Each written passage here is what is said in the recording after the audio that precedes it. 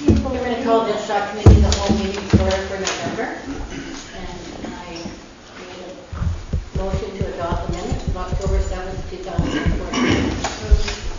By Councilor Hewitt, second Councilor Lang. Any discussion? All those in favor? So the next is a public engagement time. There's 15 minutes maximum for this. This is only questions that pertain to our budget. It's not anything to do with any of the things that are on the agenda. So if any of the public have questions about our budget, welcome to ask at this time.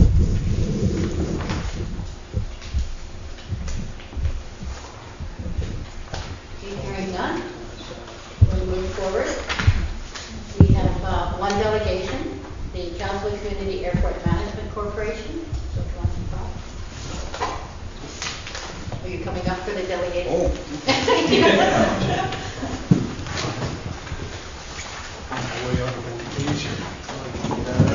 So I just want to remind the public that during the course of the meeting, now questions that the public may have can only be asked after the meeting is over.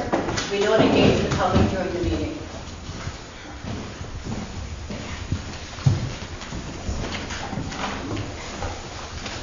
So our delegations have 10 minutes and have 10 minutes of questions after. Well, basically, we, a number of us, myself, Don Scarlett, John Addison, Sue DeJour, came together and formed a management company that would present and we to manage the airport in conjunction with the village, recognizing that it is a village asset and that it's being underutilized.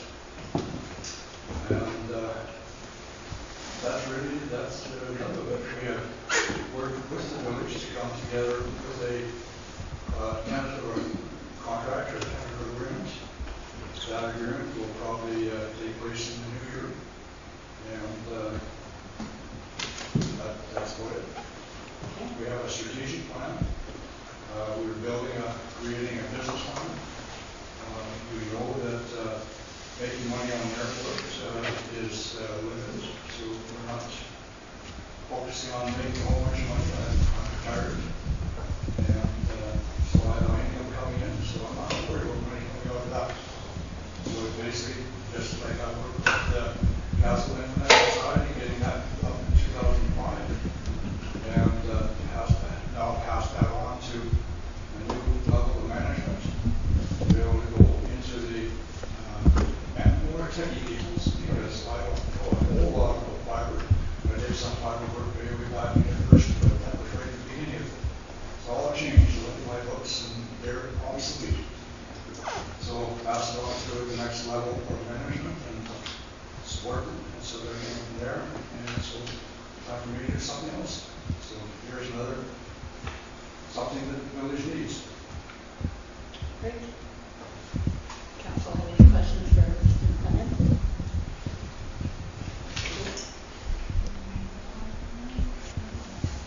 Councilor Holland? No. Councilor Lang? No, I'm happy. Arlette? I'm happy. Okay, thank you. Quite short.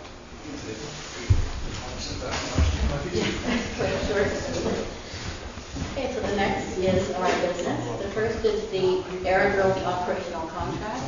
I just wanted to start by thanking the CAO for all the work he did on this. It hasn't been an easy contract to put together because there really aren't many contracts that he could copy. So he worked quite closely with the corporation and came up with a contract based on the resolutions that council made.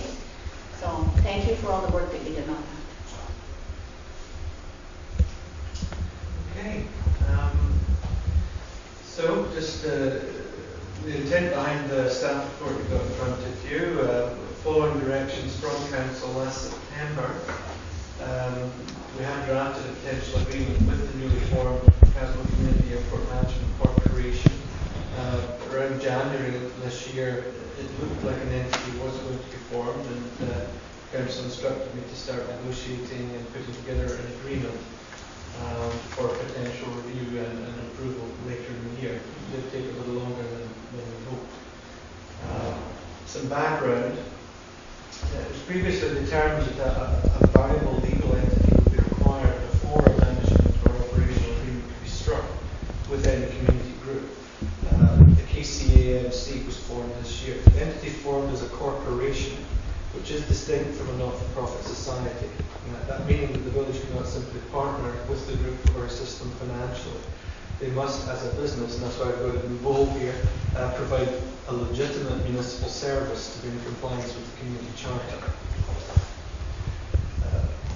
The agreement drafted is an operational business contract drawn from other similar local government contractor operator agreements elsewhere in the province. In exchange for a fee, the contractor provides a range of services at the aerodrome.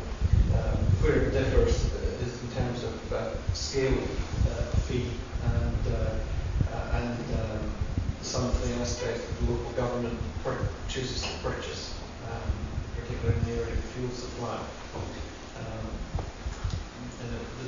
These changes were in recognition that we were dealing with a much smaller scale with at least a lower level of initial capital.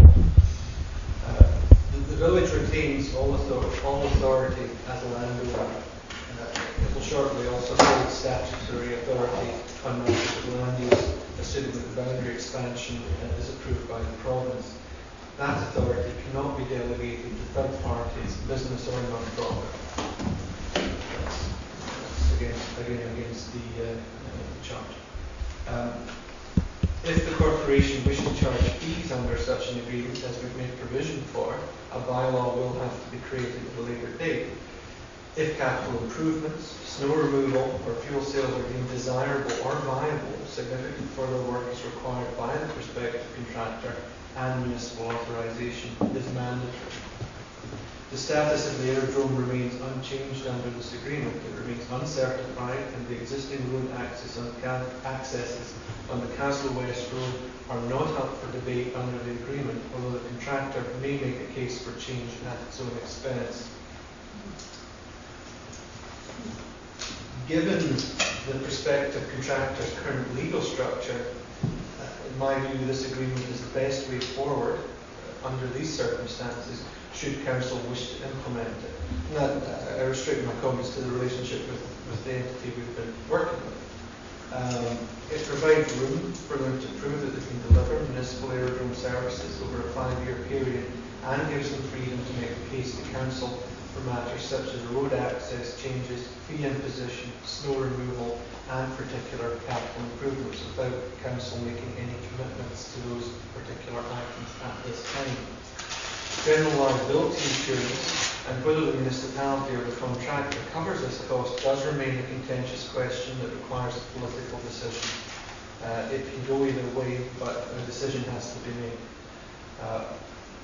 Myself and Mr. McLean have spent substantial time and amount of effort on this agreement, and from the perspective of staff, we would like to see some direction from council at this point before we spend any further time on it.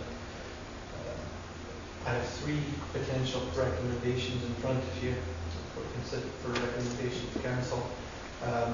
One that the operational agreement be approved. Second, that it be further reviewed and renegotiated. And third, that the committee recommend to council that an agreement not be approved at this time. There you go. Thank you. Okay, so council hasn't had an opportunity to read the agreement. Okay, so I think we'll start and go around the table.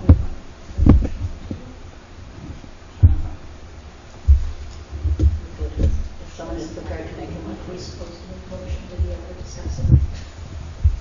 even at a committee. You can just discuss it if you want. I would suggest, but if you're ready to put something on the floor, you can do it that way too. If someone's prepared to make a motion. Okay, I'll start then. Okay. We're just going to do round table.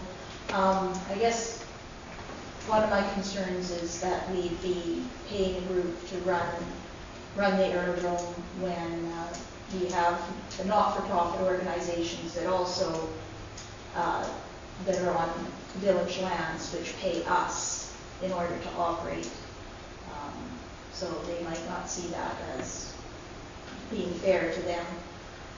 The other one which is a big concern for me is the potential, if fuel provision was allowed, now or in the future that the potential for ongoing contamination of the ground, and that if that were to be pursued, that a significant bond be posted to cover against environmental cleanup costs, should they be required. And, well, those are my two main ones. Councillor Holland? Okay, I'm gonna try something, not to interfere or obstruct what you're, kind of the process you started here, but I can see now after listening to what Councilor Good just said. I have my list too. The points you raised are points that I hadn't considered that were also fairly large. I think I'm just gonna keep it one. I would like to try to make a motion.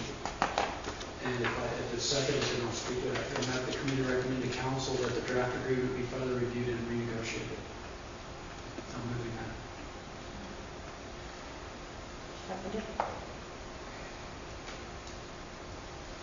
Seconded, Councillor Hill. Discussion? Okay, I'll speak up.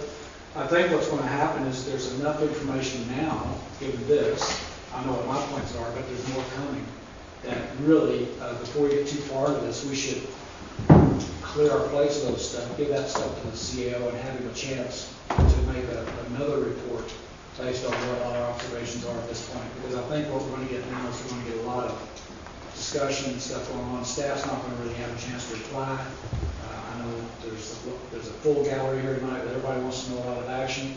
I think it's a little premature to get going too far into this until we have more of an in-house kind of review and maybe get something a little closer to, or at least get some comments from the CAO on our input, because he may have perspectives on like what's presented, what I presented, and probably before it goes really into the whole public realm, we should kind of tighten up our works around here a little bit. So that's my proposal, that we go ahead and collect the feedback from the individual councils now and give staff another chance to, without being too onerous, come back again with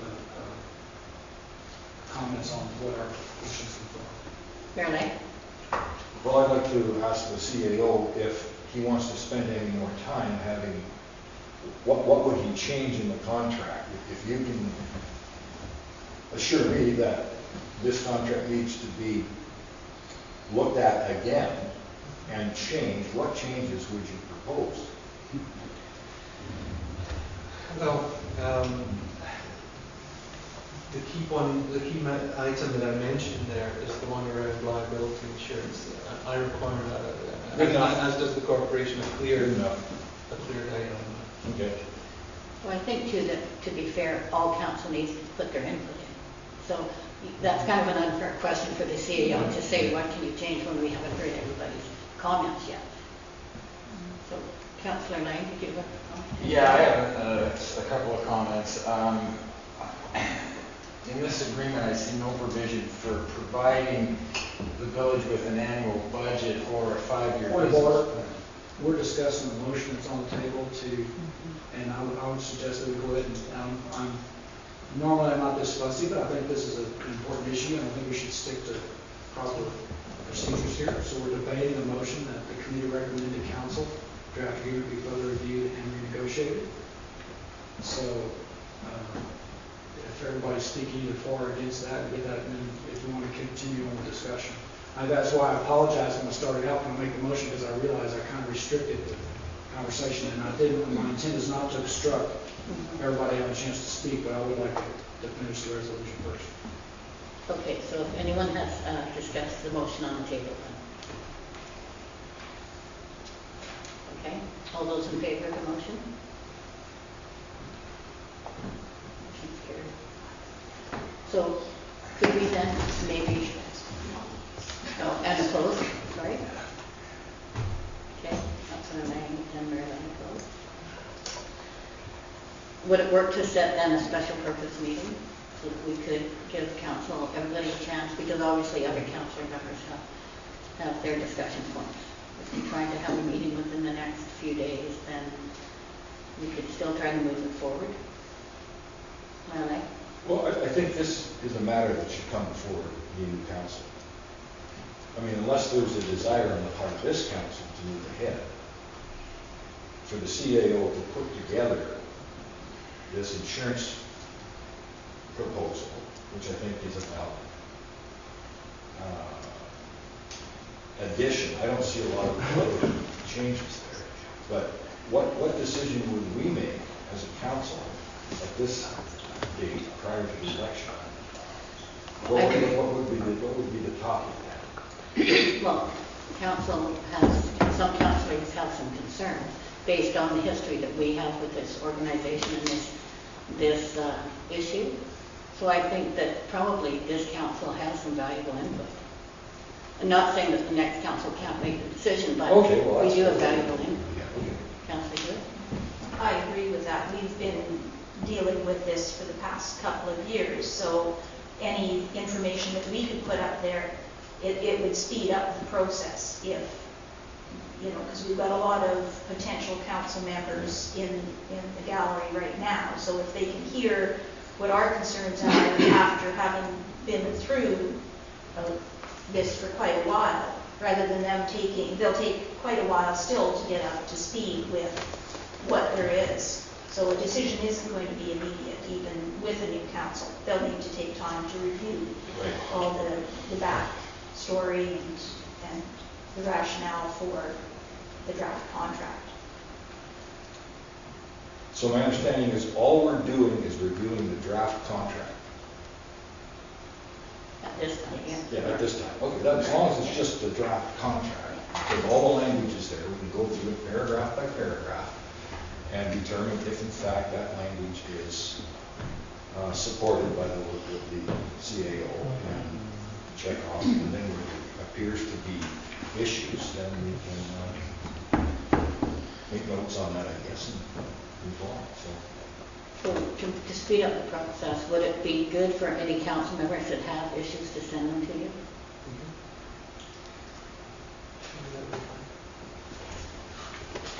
Councilor Good?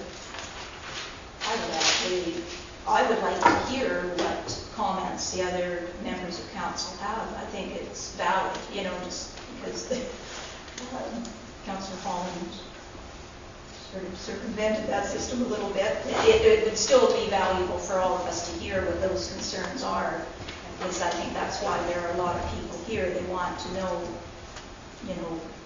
what our thought processes are, because it will be valuable for them going forward as well. Okay. Councilor Lang? Yeah, I'm confused. I thought we came here tonight to debate this particular agreement, that we were going to go through it and make suggestions as to how it could be improved, or we were going to accept it as presented or whatever. Now we've kind of taken that discussion off the table. I support Councillor Hewitt's motion that we continue with this discussion and get out on the table what the issues are. Certainly, I too don't see a decision being made prior to the election. So, I'm fine with that. As far as I'm concerned, this could be pushed off into the new year for all the difference it makes. But I did come tonight with the idea that we were going to actually debate this contract and what's in and what are the unsatisfactory elements, if there are any, and how we go about. Okay. So, what the process is for doing that, I'm not sure. Councilor Holland? Yeah, no, the intent behind me making the resolution was that we would give our input to the CAO. I think doing it publicly right now is a really good thing, because it gives some continuity to our ideas. So, like I said, my intent was not to obstruct the process that was going on. I just felt like formalizing it a little bit so that the gallery and everyone understands that what we're doing is we're reviewing with the notion of renegotiating based on the points that are raised tonight. And I would very much like to continue around the table, and I'll go last, since I kind of created a bubble here.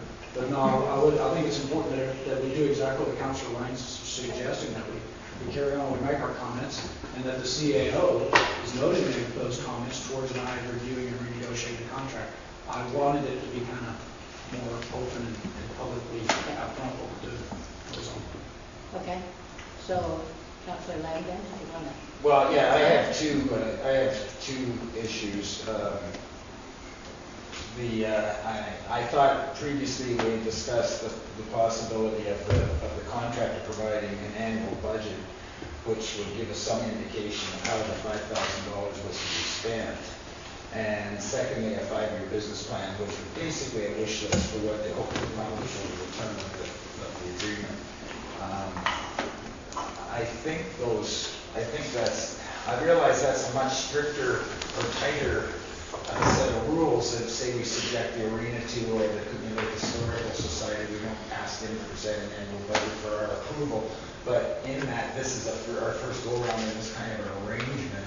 I think that the more control that we have, the better off we are, or the council is, until we see where the speed bumps might be in this arrangement, and then, as everybody gains more confidence in the arrangement,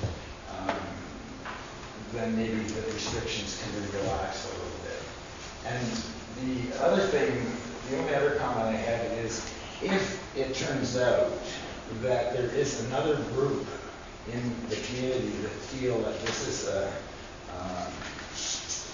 an opportunity or a task that they wish to be involved in, then I'm all for creating an RFP for this particular situation and having an RFP submitted so that we can evaluate if there's 2 different proposals for the contract, that we invite other people to provide requests for proposals, and the council of the new council can sit down and evaluate those proposals and see which ones come closest to matching what their expectations are.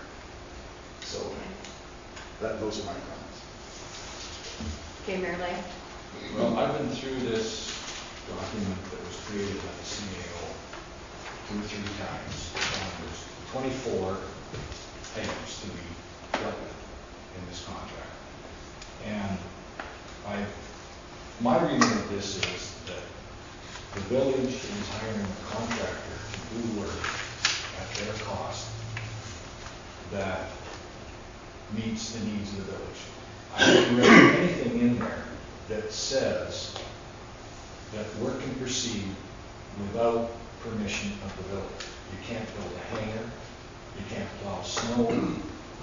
So the village is totally in charge of the management of the airport. I also reflected on the EVA report, which pointed out certain deficiencies in the airport, which we moved to correct. I don't think they've all been corrected. But the first 5 years would be an attempt to bring the airport back into compliance with the EVA report on outstanding issues at the airport. So it gets a little more complicated in terms of whether we agree with the EVA report. I think, could I say that most council agree with the recommendations in the EVA report? That's why we hired these guys. Okay, so Neil crafted this document basically in the next 5 years to deal with the recommendations of the EVA airport assessment. Okay, for myself, I think, I had the concern with paying a contractor when we don't pay other contractors to do the same. I guess I disagree a little bit with what your statement, Rob, about looking for other proposals, because I feel like the group that formed the corporation did so at the request of council. So at this point, to say we're going to look for other proposals, I don't really feel it's fair. But, maybe after the contract is signed and then, but I think initially we made sort of a gentleman's agreement with that corporation, and they put a lot of work into coming up with their proposal and working on the contract. I'm glad that, Neil said in his staff report that the council, or that the village still has a lot of control there, and that's because of the community charter. Not anything that goes on up there has to go through council. That was one of my big concerns. And other than that, I think that those are my only other concerns.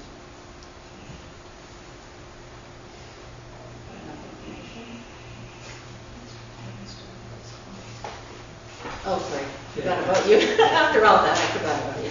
So there was 2 major issues for me. There's a few minor things that I think get down to could be in a final draft, that they're not there.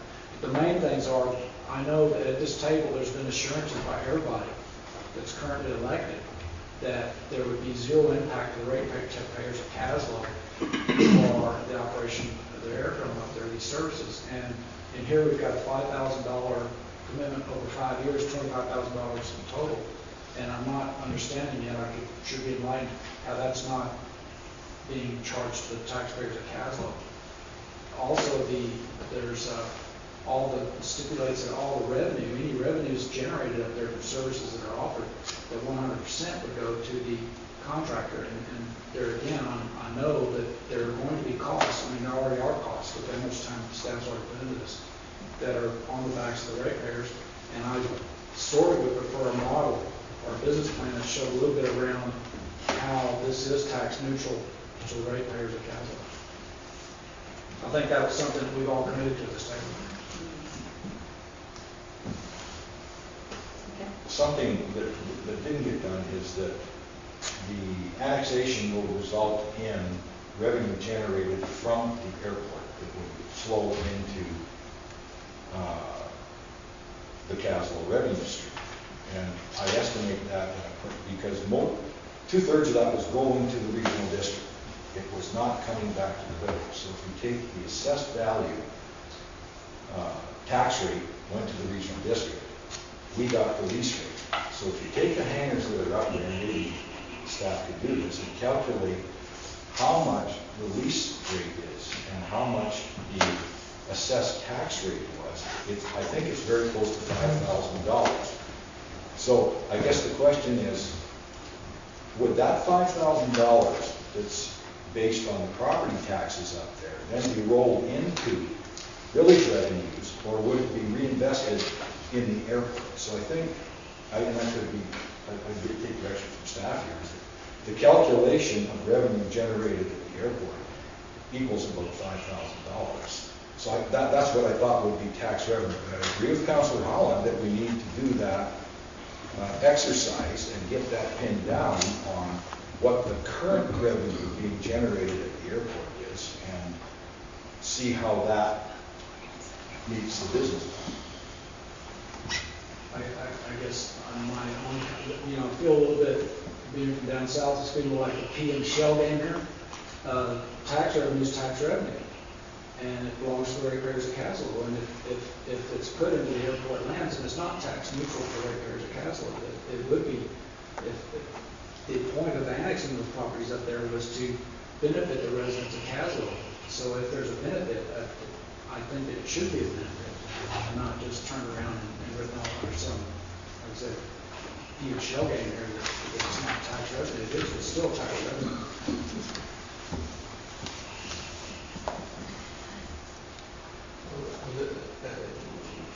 I'll just repeat an earlier point. I think you're picking up on some of the strands of this, that we're somewhat constrained in terms of the agreement we can put forward to you in terms of the corporate structure that was chosen by the group. Different, perhaps less, perhaps more cost-effective relationships from a taxpayer perspective could have been derived with a not-for-profit society, similar to other models that exist in the community and other municipal property. However, because they chose a corporation and they have reasons that I understand for that, they can potentially change later. We are constrained under the Charter in terms of the relationship we have with them. Therefore, it's fee-for-service, municipal services for a certain amount of money. We did try to get close to that tax, but it's an approximation. It's probably a little generous. I just want to finish on my points. The other point was I do have some concerns about the village carrying liability insurance for an operation that I consider to be fairly risky. And then I'd like to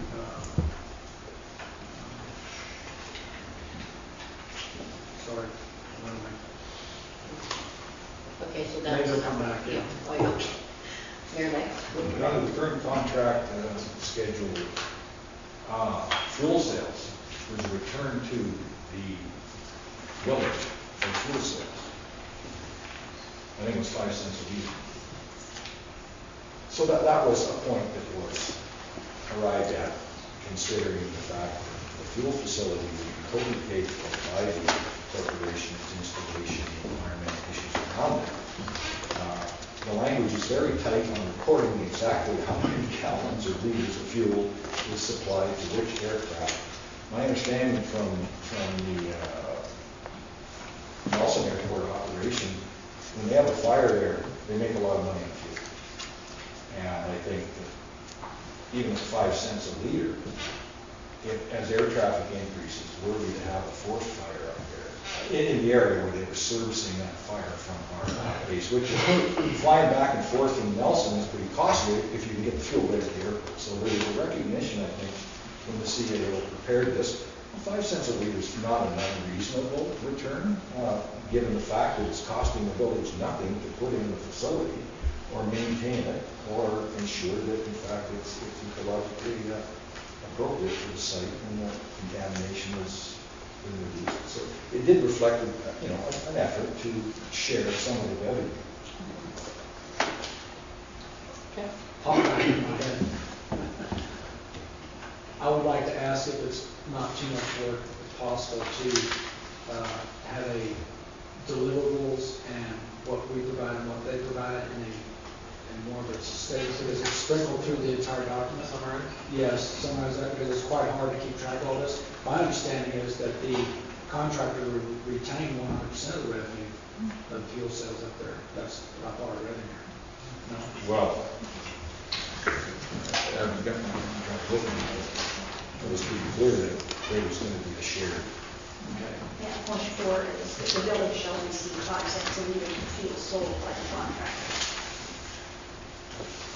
Schedule C, 14.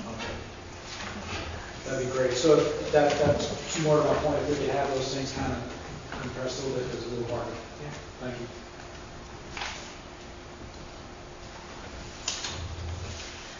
Okay, so everyone's had an opportunity to give their input. So this is the last call for input. Well, just for at this, at this meeting, right. Okay, so, okay. Okay, we'll move on to number 2, which is MIABC Associated Member Insurance, which is new.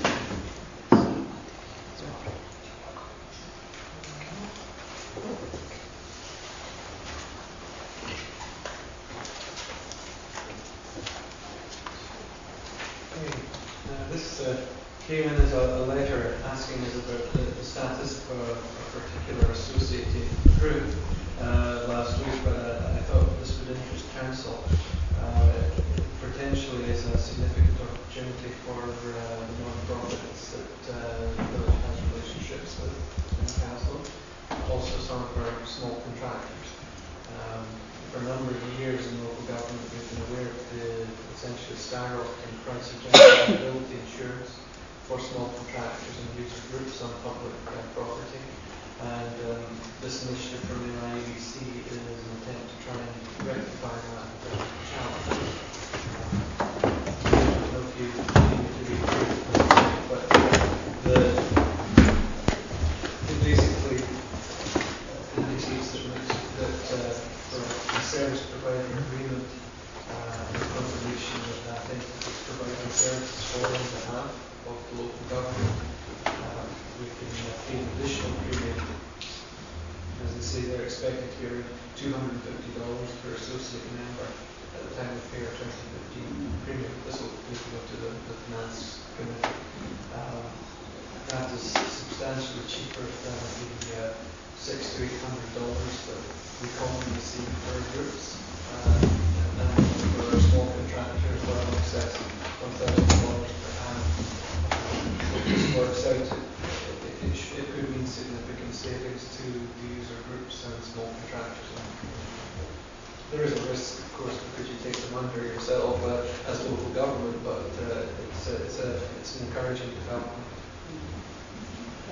Well, I support this because I think one of the challenges in rural communities is none of the local businesses get big enough to post the bonds, and fire hall comes to mind.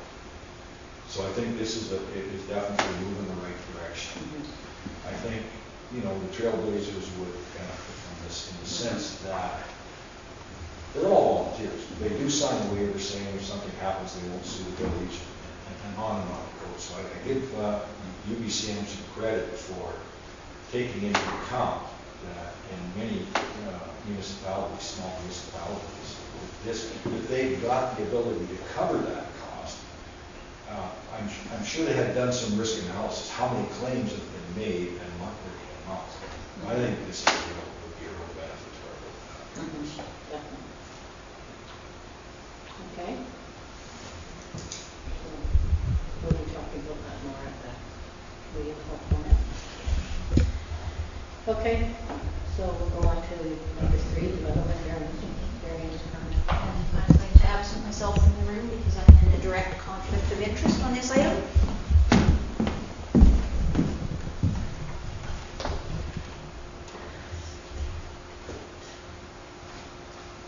Waiting for it to load. So, It's still. This must be a lot Yeah. of mine. So we all hit the button at the same time. Yeah. step maps in or something. There is one, yeah, it's the location drawing.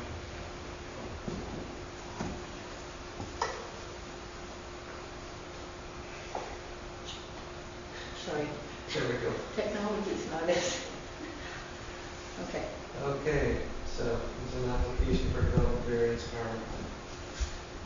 The applicants are requesting a variance to decrease the rear lot line setback from 4.5 meters to 0.3 meters and a decrease in the easterly interior lot setback from 4.5 meters to 1.2 with respect to the proposed replacement of the existing garage.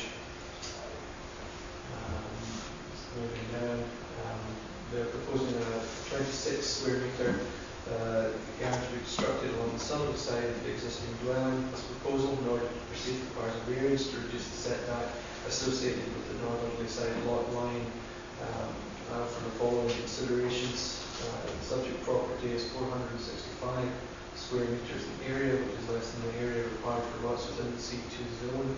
Given its relatively small area, there's limited area in which to construct an accessory use building. Even with lot consolidation, given the existing dwelling's location across the 2 lots, the options are limited. Secondly, the dimensions associated with the garage have been designed to minimise the encroachment into the rear through the rear lot line setbacks. Thirdly, the proposed addition complies with all other zoning requirements. I've drafted P02/2014 attached, which is approved and implement the requested variances. Notice of the proposed development permit and its consideration by council at its regularly scheduled meeting on November 25th, 2014 will be mailed to the owners and occupiers of the property in accordance with the requirements of the Local Government Act and the Village of Kaslo Development Procedures Bylaw as amended. So my recommendation is there with the resolution. I do respectfully request that you change the legal description to the one you've got on your agenda page. We just got a notification in this afternoon that the consolidation for 2 lots has gone through. Okay. Somebody I'll move the recommendation. Second. need more discussion? Should be read. Okay. I'm sorry, it's a longer list to read You it. moved it. I don't mind reading it, but I can't, okay, I have to I'll fill in tell the you, blank. you know. Has somebody got it written down somewhere that I can read? The, So, just- oh, you got it, it's okay. on the agenda. That the committee of the whole directs staff to undertake written notification to the owners and tenants of the land within 60 meters of the property subject to the application for development variance permit DVP 02/2014 in accordance with the Local Government Act and the Village of Kaslo Development Procedures Bylaw number 1131 of council's intention to consider development variance permit DVP 02/2014 at its regularly scheduled meeting on November 25th, 2014. And further, the council approved development variance permit DVP 02/2014 to vary the provisions of section 3.5.4 of the Village of Kaslo Land Use Bylaw number 1130, 2013 to 1. Decrease the minimum setback from the easterly side interior lot line from 4.5 meters to 1.2 meters, and 2. Decrease the minimum setback from the rear lot line from 4.5 meters to 0.3 meters. With respect to property civically addressed as Parcel F. 415A Avenue, Caswell, and legally described as lots 7 and 8. Block 10, is this, I'm reading this correct? Yeah. Block 10, District Lots, 2008, Cooney District Plan 393, subject to the following condition. 1, confirmation that the 2 lots have been consolidated. Note that the administrator be authorized to execute the permit once the condition described herein has been completed in full. Thank you. Moved and seconded. All those in favor? Motion carried. Want to get Councillor Hewitt back? Somebody. So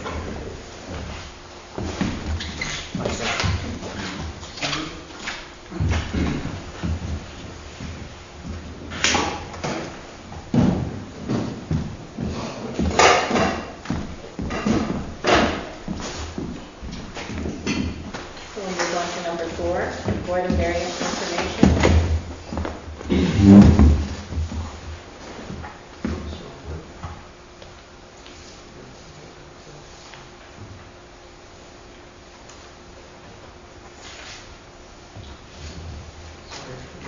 Basically, I've provided this information for council because I will be bringing you a new bylaw to reestablish the Board of Variance in the near future.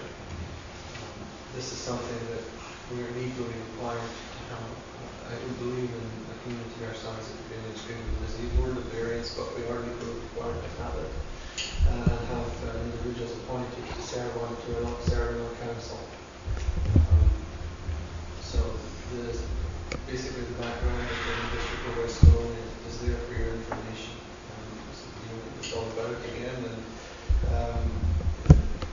yes, when appointments come for the council in December, I'd very much like the council to be able to appoint a Board of Variance and to get them up to speed on what they're doing. Great. Okay. Could I ask some questions now about the board? I'm just wondering, some of these may be very obvious to others who are more familiar with the lines. Does the council refer appeals directly to the Board of Variance, or is that done by staff based on policies laid out on which applications go to the Board of Variance? It's typically an appeal mechanism when variance is turned down through the usual channels. It's a sort of people can refer to the Board of Variance to see if they can demonstrate that they're, what's the term, undue hardship for having to stick within the variances and so on. Strictly dealing with specific area. Okay, so what I did, I've misunderstood then, which I'm just now reading when it says that Board of Variance is not an appeal board for local government. They're strictly, that's addressed to at a policy level, not an individual. Okay. So my next question, if I could please. So okay, that helps. That clears up a couple more questions for me, thanks. And then, would you anticipate that a Board of Variance in our community would require a budget for operations? Very unlikely. There'd be something within the committee's budget. Generally, it wouldn't require a great deal of time. It would be unlikely to meet very often from what I've seen so far. Although, if you have a spike in development activity, it could get busy. The famous last words, I said the same thing with respect to development permits, and now we're looking at about 3. So, 2. So it can happen. But at the moment, typically these things fall by the wayside in small communities because it's not needed very often. So, one final question. I assume that the language in here around a 3-year term would probably be changed to a 4-year term? Okay. Anyone else have any other questions? Okay. So that gives us to the end of our agenda. The next is public question time that pertains to objects on the agenda.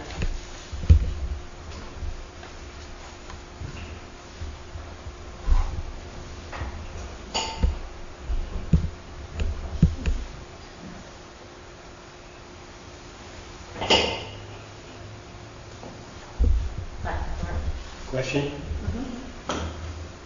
Obviously, there's been a lot of discussion among yourselves at some time earlier to get to the point where a specific corporation was invited to submit a proposal. Did you go through a process of putting out to the community that the council of the village was interested in entertaining proposals for the management of the airdrome?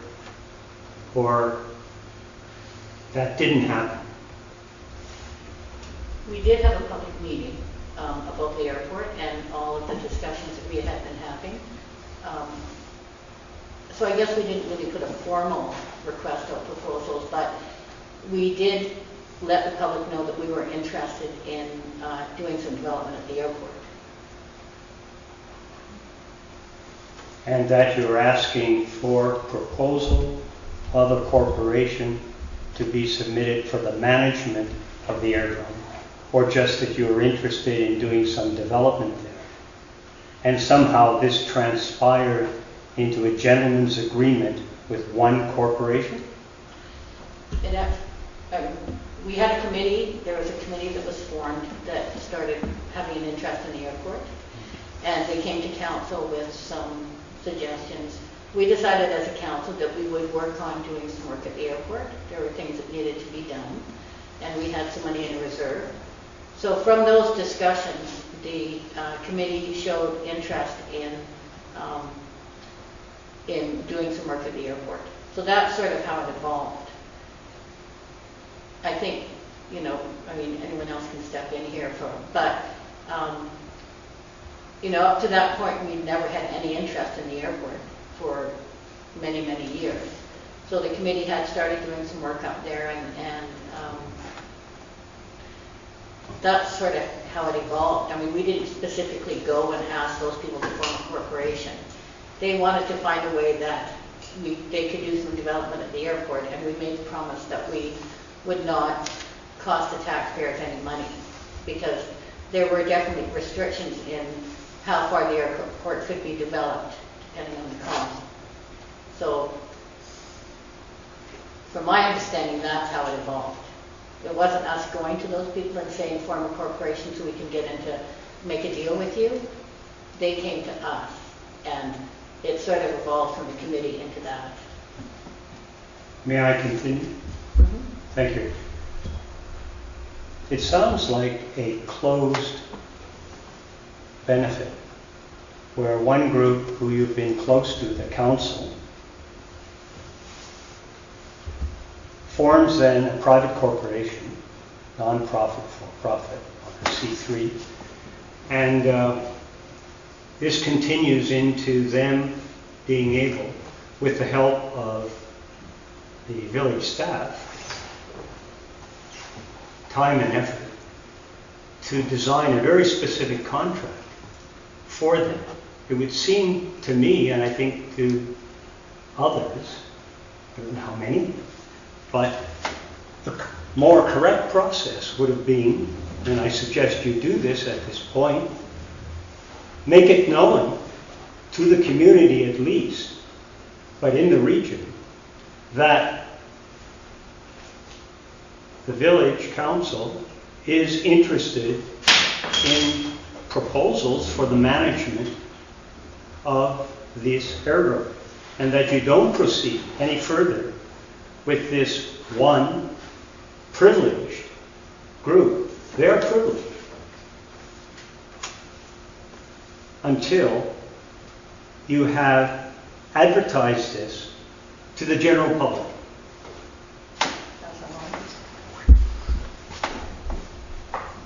I guess the interest in the airdromes for this current council's probably caught us a little by surprise, actually.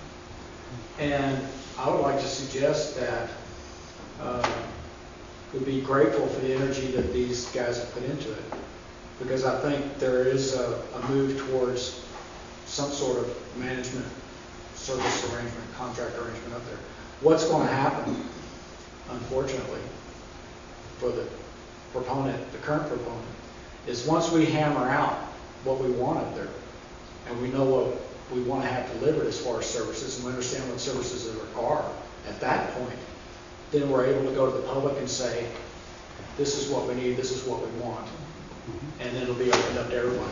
But getting to that point wasn't going to happen in-house. So it's fantastic, we've got a group from outside that has a vested interest that's pushing that forward, and now it's come to council. You've witnessed what we're working on this thing. At a certain point, I have to assume that when it gets to that point, at that point, then we'll be going to the community, we'll be able to specify and have specific things, because right now, if you ask us today what we want at the airport, you get a bunch of blank stares. So it's good to have a vested group that has expertise to be able to actually assisting in the village, and I would hope that maybe it works to their benefit. Even if they don't get the contract, they're going to end up with services up at the airport that's going to benefit them. And this is a huge boot up that we're getting from the work of these people that are currently doing this work to get it to the stage where it's at, because otherwise it would not happen. So I think in the long run, we're going to end up exactly where you're saying. It's a little messy getting there because we just don't have the in-house expertise, resources, or way to develop these things. Thank you. That's what I meant. I'm kind of feeling you're damned if you do and you're damned if you don't. It was over about a year ago or more, council was getting lambasted for not taking any action at the airport. We were told that we were being negligent, we were ignoring an important economic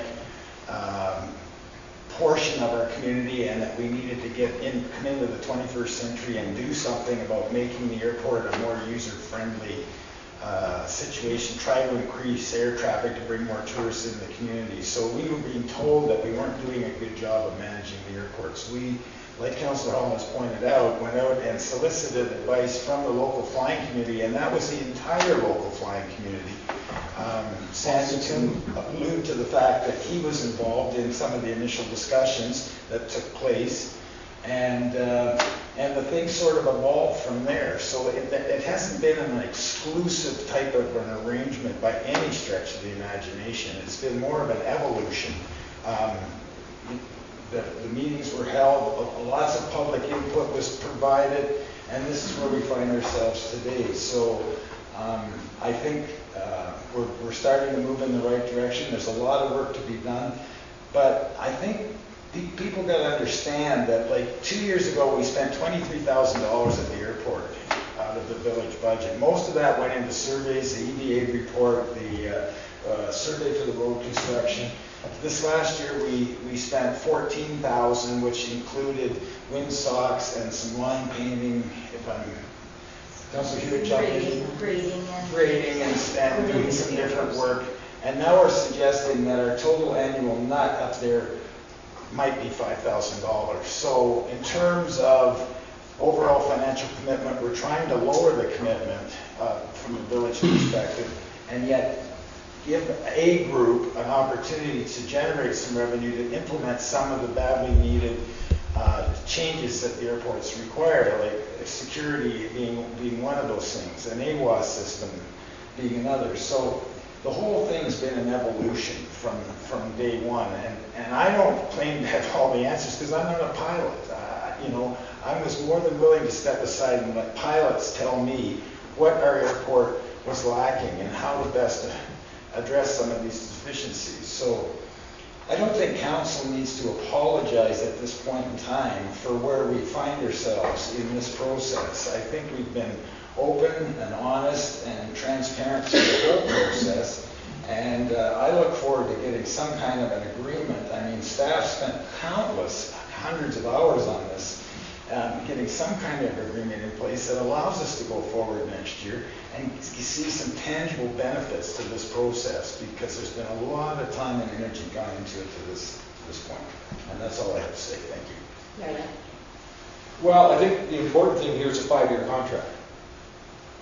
And when we reviewed the EVA report, it seemed apparent, given the resources of the volunteers that would come forward to try to execute that, plus the revenue if the annexation occurred. If the annexation doesn't occur, there's a problem, because the revenue isn't being generated by the airport to pay the $5,000 a month. opinion. That's where the money should come from. And so 5 years gives us, the village, who has total control of everything that happens out there, the opportunity to measure and understand what it costs to operate an airport at some level. It may be that whatever group is selected, if it gets to that, could raise other funding. The problem is for a bunch of volunteers or a nonprofit to raise funding, as we all know who write grants for nonprofits, is very challenging. But when you start to apply for grants for capital projects and other things, then suddenly you can get some interest in investing up at the airport. So I think and again, you know, the CAO was pretty clear and was directed by council to prepare a document. So it was back and forth in terms of the preparation of that document. The village owns that document, and I think he did a good job. They had a lot of time. So it wasn't like this group prepared the document. It was the CAO who prepared the document in consultation with the group in terms of getting their thoughts and ideas on what that contract could look like. So I think we have a contract. I think it's reasonable. I think that it provides some direction for future councils in terms of what the costs are, what the opportunities are. And the group could not proceed with a business plan until they had an arrangement. So they have a draft, I think, of what they think could happen up there. But as Councillor Lang has said, I'm not sure that once the revisions required by council to the CAO's document might not result in a request for proposal. Because the group that helped provide the expertise for the contract may feel that the final contract arrangement with the village doesn't meet their needs as volunteers. But another group may. Well, that's where the RFP part comes in. Thank you. I think we have to remember too that, you know, when we started this process, which it has been several months, over a year, as Councilor Lang said, we did make some resolutions on council to work with that group. So I understand your point, it's well taken, but we still need to honor the resolutions that we made as a council, which were that we would work and negotiate a contract with that group. So again, you know, this has been a learning curve for all of us, and maybe at the time that is the direction we should have gone. But as a council, they were the group that came to us. We did make certain resolutions, and we do need to honor those resolutions. Which again, who knows at this point how it's going to turn out, but we have negotiated in good faith with that group. Does that answer your question? Thank you. Any other questions? I'd just like to make a comment that I did attend at the seniors. There was an open house, and there were quite a few community members that did attend. It was open to the public. There was nothing secretive about it, and people did have an opportunity to come in and look at what was being proposed, or just some preliminary work that was done, and it was very welcoming.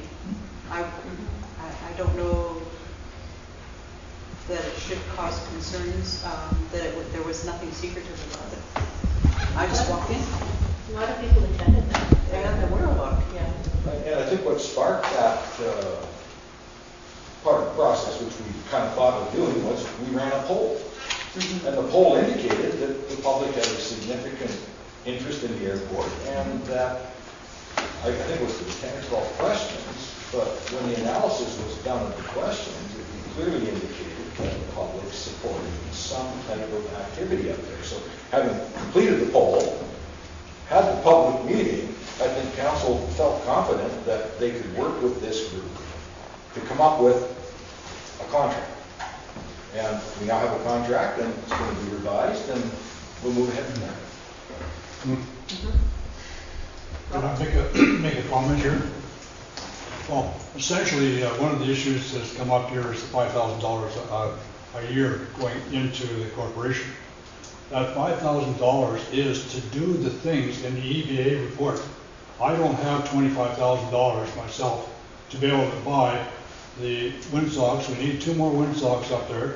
We need a bunch of trees to come down. We've got to put in a security camera. Got to put in a telephone system. We've got a whole bunch of things we've got to put in. So basically, that's where the $5,000 go.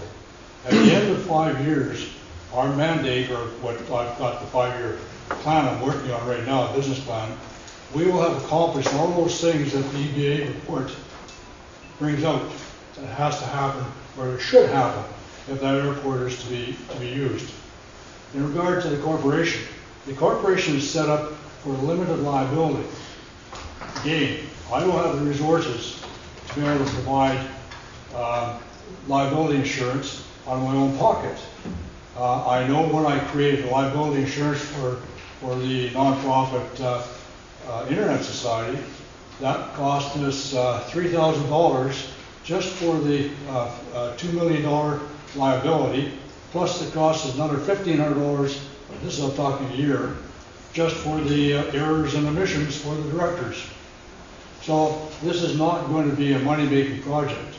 For me, I'm aviation, I started flying in 1959 when I was 19, and I've been involved in aviation, generally speaking, since that period of time.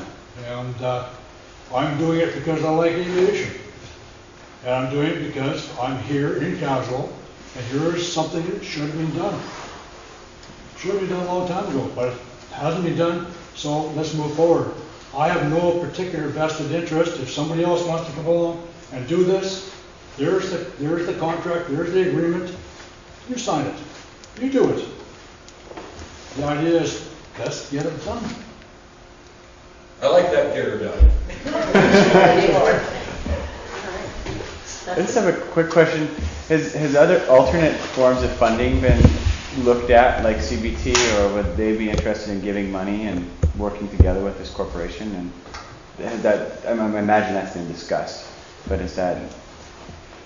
Well, we have to get to a certain place before those things could be Sure, looked makes at. sense. Okay. But I think, they have been working on developing the airport for quite a few months, so I know they've Explored that, I'm sure they have. Yeah, Those okay. areas have been explored, but we have to have a contract, and we have a corporation. And we are also in a position where the corporation's being set up, it can be a CCC, and that's what the plan is. Yeah. Fair enough. But I have to start with a corporation first. I can't go to a nonprofit and then make it a CCC. Yeah. Yeah. Specific order. Any questions? Okay, well, thanks for coming. This is my last meeting at home.